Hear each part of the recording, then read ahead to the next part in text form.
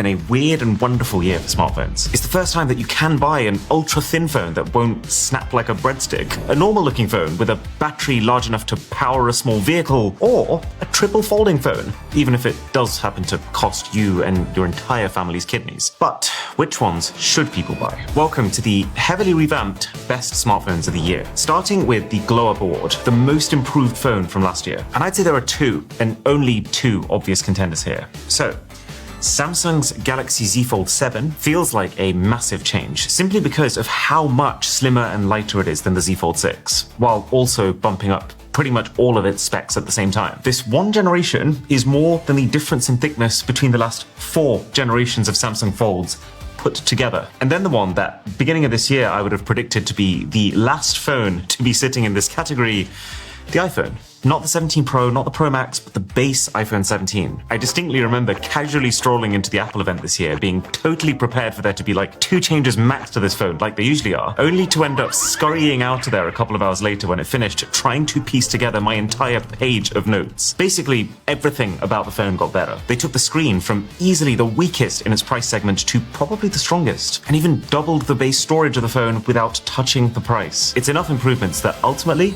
I'm going to give the Glow Up Award to the iPhone. There's never been such a sudden, obvious best time to upgrade. Now, onto something new this year, the Outside the Box Award, a phone that has some kind of unique trait, but that actually makes it better. So the ultra-thin phones, for example, the iPhone Air, the S25 Edge, they hit the unique part, but I would say they're worse because of it, because they die literally 30% faster than their more traditionally proportioned brethren. More on these later though. What was pretty cool though, is the rear display from the Xiaomi 17 Pro. It feels like the most fully realized second screen experience. The personalization options are vast, and you can even game on the thing. But ultimately, I would say, while it does give you tons of small, useful tools, there are just very few big features that truly change how you use your phone. The minimal phone, though, is a full Android experience, but with this black and white e-ink display that drains much less power and creates less strain on your eyes. But this doesn't win either, because batteries are getting so good this year, even without a display like this, and trying to use your apps while they're refreshing like a slideshow is, well, its own kind of strain. So for me, the smartphone that ended up impressing me the most with its uniqueness is Samsung's Galaxy Z Trifold. I went into my first hands-on thinking it would feel interesting, but gimmicky. I came out searching for what the fastest way is to transfer everything over from my iPhone when the thing releases in the UK. It is thicker and heavier when closed up than a normal foldable, but the reward of this enormous 10-inch display it has on the inside that's widescreen, so content really makes the most of it, for me, finally makes the cost and sacrifices from carrying a foldable actually worth the pain.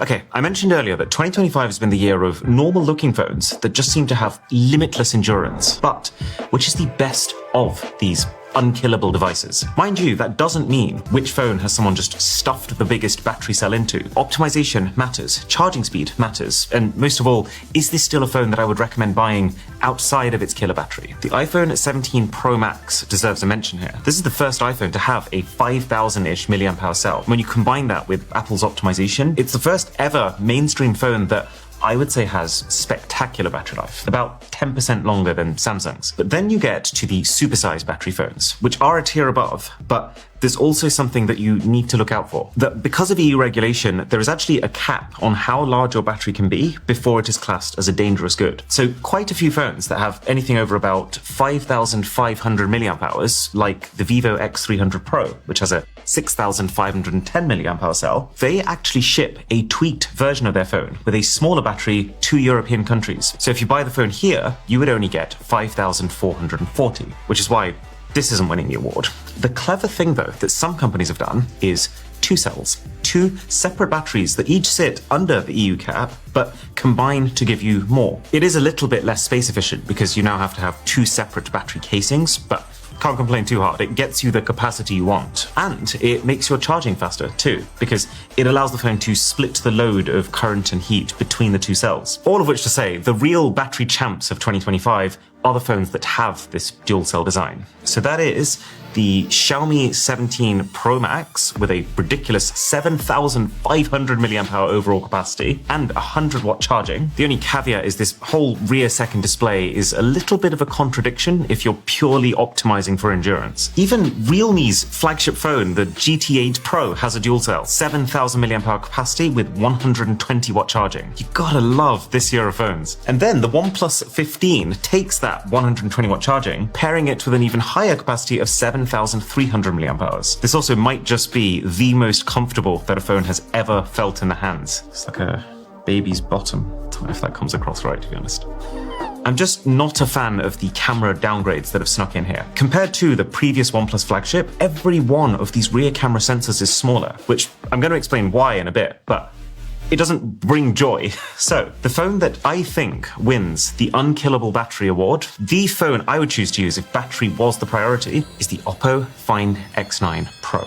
7,500 milliamp hours, basically as big as you can get. A pretty similar spec sheet and design to the OnePlus 15, but instead of a camera downgrade, this is up. This is way up. The only catch is 80-watt charging instead of the 100 plus that some of these phones can do. But then when you think about the fact that the iPhone is capped at 40 and the Samsung is capped at 45, it doesn't feel like so much of a problem.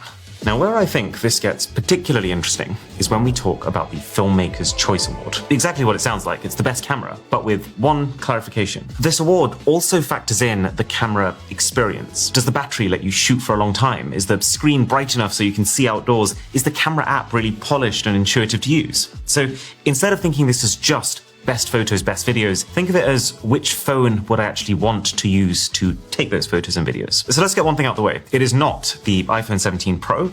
It is not the Samsung Galaxy S25 Ultra. We're at a point in the smartphone market where to actually take these cameras to the next level, one must pay the toll.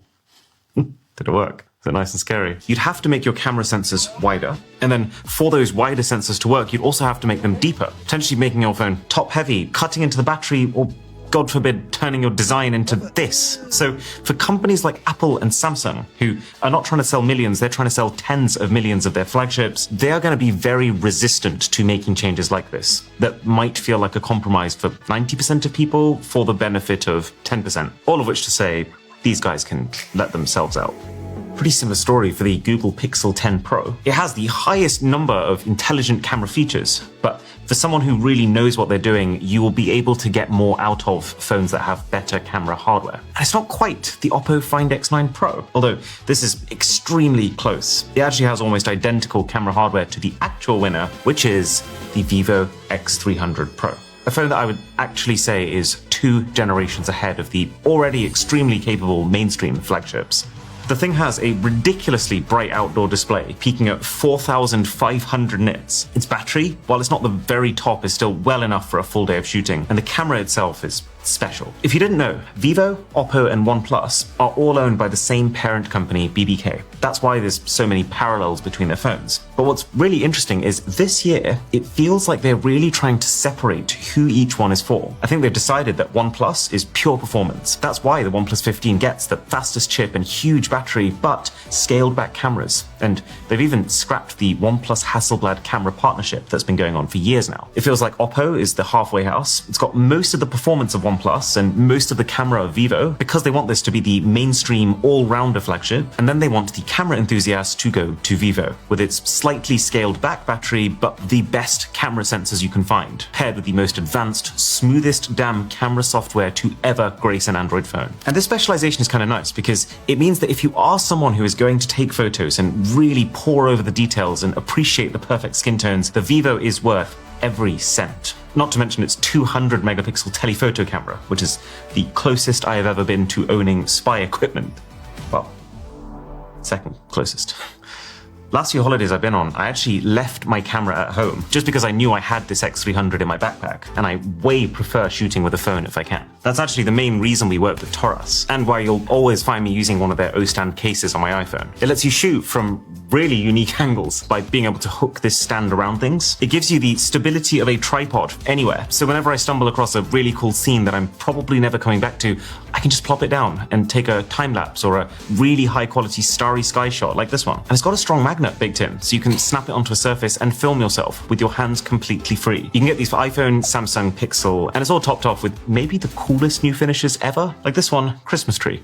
Okay, enough about cameras. Which phone gives you the single most impressive sustained gaming experience, earning the Pocket Console Award? And I want to stress here, the vast majority of people, even if you're playing big, intensive games, don't need a gaming phone. I'd actually say the best gaming phone for most people is just the iPhone 17 Pro Max. Apple just improved the thermal performance, the battery's amazing, the speakers are top-notch, and games on iPhone are generally a little more optimized than Android. However, there will always be some people who decide that they want to go all in. And if you do, you can eke out that little bit of extra performance with the Red Magic 11 Pro. And this is a pretty sick phone because it's more than just the latest chip, most RAM, and a vapor chamber to keep it cool. This is the first smartphone to also introduce active liquid cooling. So vapor chambers, which you've now started seeing even in mainstream flagships, are a passive form of cooling. Think of them like a metal block with some water inside. And that water is just continuously evaporating and condensing by itself as the phone heats up, which just helps to speed up the process of getting that heat out. This phone has an actual pump that is actively pushing coolant around the phone. It's more like the way that a top-end PC's cooling system would work. And when you combine that with the two other cooling systems also at play, well, you can play Call of Duty, or Call of Duty, in the slickest way possible. So I am crowning this the best phone for gaming, and it does that while also starting at a very reasonable $729. But then again, you can absolutely see where they've cut some corners when you start testing the cameras. This is why I'm a little hesitant to recommend gaming phone in the current meta. Also, if you're wondering, there was no Asus ROG phone this year. Looks like it's been delayed to 2026. And now, for possibly the most opposite vibe imaginable, introducing the Grandma's Choice Award, the most hassle-free, it just works well device for someone who's not as tech-savvy. There's a bit of a niche, purpose-built option in the Chatsy phone that we tested in our Instagram ads video. It's very interesting. It's got this entirely new user interface built around older people being able to clearly understand it, which is absolutely a factor here. And the customer service is insanely helpful. But the hardware is extremely basic, considering its near $400 price. Samsung is also a pretty safe recommendation. Their mid-ranges this year, like the A56, they've got these spacious, really readable screens, they've got big batteries, they're durable with good quality glass on the front and back and an IP rating. Plus, Samsung has Easy Mode, which is essentially built for parents and grandparents. But I wouldn't call Samsung the winner. I would say, by a fairly healthy margin, it's actually the Google Pixel 9a. It is a smaller phone, but I just think there is something beautifully simple about Google software that is great for this category. The fact that it's filled with really helpful tutorials, how it speaks to you at a very non-tech expert level, and also the fact that there is no bloatware, which also means none of that duplication of apps that you see on Samsung. So no one's getting confused here about when to use Google Photos and when to use Samsung's Gallery. Google has their own version of Easy Mode called Simple View, and again, it's extremely effective. All finished off with this camera. While I don't think the camera on this Pixel, or really any Pixel, has the highest ceiling, what it does have is one of the highest floors. It makes it very easy to not take a bad photo, and should you still end up doing so, it's got arguably the best toolkit to fix your images afterwards. Now, the other area where Google Pixel also seems to shine is the one-handed hero category. Compact phones that make you question just how did they squeeze all of that in? Because there are a ton of premium compact phones. You've got Samsung, you've got Apple, you've got Xiaomi, you've even got all the flip phones. It feels pretty overwhelming, but then you look closer and you realize that there's actually a very large range in terms of how much different phones give up to be compact. Like Samsung's Galaxy S25, for example. This is a safe, completely fine phone, but it is worse in every conceivable way compared to the company's bigger S25 Ultra. I'd say a little bit less so for the iPhone, but the smaller iPhone 17 does miss out on quite a bit of the battery life that you get on the bigger Pro Max. This is not the case for Google. I mean, while I don't think the plus-size Pixel 10 Pro XL is like the best big phone, I would say the smaller 10 Pro is a cracking compact phone because it has just bottled the entire experience of the XL with almost zero compromise, including the battery life. But there is one phone that I think embodies the one-handed hero concept even more so than Google, and that is the Xiaomi 17 Pro. This not particularly large device retains every single one of the bells and whistles from the bigger Pro Max, including, by the way, this whole second screen. And then, unlike the Pixel 10 Pro, which has a weaker than average Google Tensor chip, Xiaomi has a well above average next generation Snapdragon chip. And unlike the Google, which I'd say already has great battery life, this compact phone, I would go as far as to say, has extraordinary battery life. If you are specifically looking for one of the flippers, by the way, then I personally rate Samsung Z Flip just a tiny bit higher than Motorola's Razr 60 Ultra, but they are both great. The Moto's got a bigger battery and slightly better spec cameras, but Samsung's thinner, it's lighter, and I think Samsung's tuning lets it still take better photos than Moto's. Right, it's time for the one that I take no pleasure in awarding. Who am I kidding? It's like my favorite category. The Why Does This Exist award for the most disappointing or confusing launch this year. And there's only one runner-up, the Nothing Phone 3. I would say Nothing's budget and mid-range phones have been, well, nothing short of category-defining devices. Their flagship, though, which they waited 3 full years before making, was just very similar, but with a spec bump. And then to make it feel like a distinct step up, they added this weird dotty rear screen that actually just felt less cool than the Matrix lights from their previous, more affordable phones. I still don't think it's a bad phone, it's just a slightly disappointing one, especially considering its $800 launch price. As for who wins then, or loses, you know what, no, it's an achievement. Let's go with wins. I want to hand it to both of these phones, the two-dimensional twins of 2025, Samsung's S25 Edge and Apple's iPhone Air. And it's not because I think these things are unusable, or because I think they're not a feat of engineering, because they are. It's still impressive to me, and I've had this S25 Edge for 6 months now. It's that I think both of these devices are absolutely beautiful traps. This shiny, alluring new form factor that is going to sway a lot of people in the short term when they're making that buying decision. But then long term, when you stop noticing that form factor and the battery degradation starts to set in, I think most of those users will start to become worse off because of it. They'll start to wonder, why are my photos so grainy when I try and zoom in? Why am I having to use power saving mode every day? Why is my phone starting to feel choppy after 20 minutes of gaming? Which are not things that you want to be wondering when you have still forked out $1,000 to get one of these.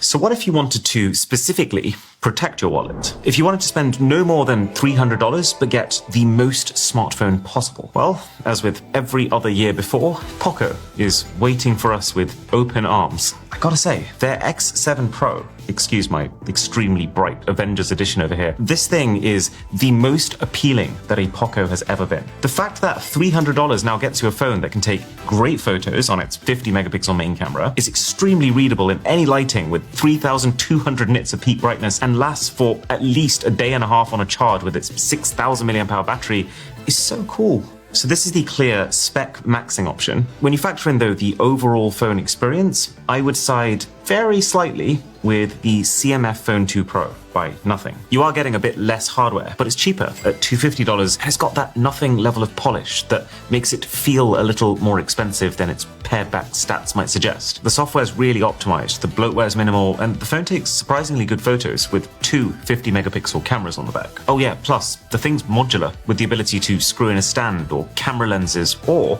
just swap out the backplate entirely. So there are a couple of other options from Nothing floating around this $300 price point, but frankly, the CMF phone is the best value option.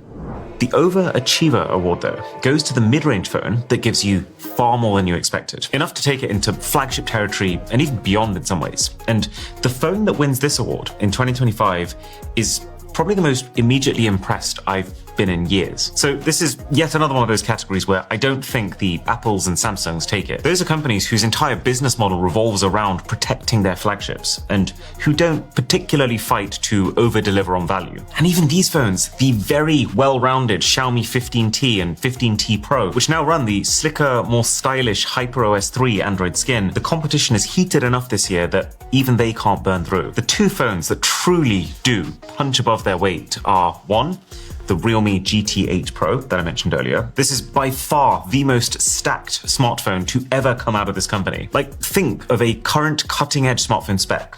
This thing has it. All for around $750, and it comes with a screwdriver so that you can swap the shape of your camera module into a rectangle. It's probably the strangest extra on a phone, so laser focused on price to performance. But even with its screwdriver, it's not the winner. I am giving that award to the Poco F8 Ultra. A phone that has not just surpassed my expectations, it has walked in, it has slapped them across the face, and rewritten them from scratch. Because spec-wise, this is very close to the extreme Realme phone, but it's a little bit more affordable. It's $679. It actually looks really smart and unique with this denim finish that has actually immediately become one of my favorite smartphone finishes because it's so grippy, it doesn't scratch at all, and it shows no fingerprints. And then the speakers here are incredible. The phone's a partnership with Bose, and so what they've done is built an entire extra subwoofer on the back, which is all I've been dreaming of from a phone for a long time. Now, I will say, temper your expectations. This doesn't suddenly turn your smartphone into